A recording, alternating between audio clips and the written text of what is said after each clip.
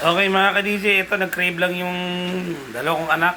Biglang nagpaluto ng carbonara. Ito yung natira na nung Christmas pa yung pasta. Tapos merong cream of mushroom. Tapos may mga mushroom din yan. Tapos dinagdagan ko lang ng all-purpose cream.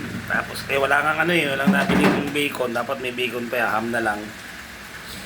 So, may pamintang durog. Yan, konting asin pampalasa.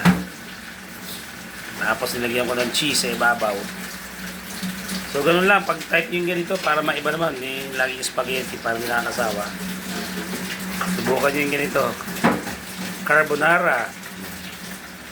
Para kumain na sa Greenwich. So kung type nyo yung mga ganitong mga content, paki-comment lang po ha. Ayan.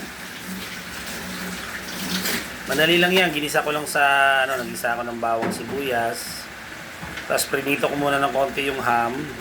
Ni-slice ko na maliliit. Tapos, tsaka ginisa ko na ngayon bawang sibuyas, tsaka yung nilagay. Tapos, nilagay na yung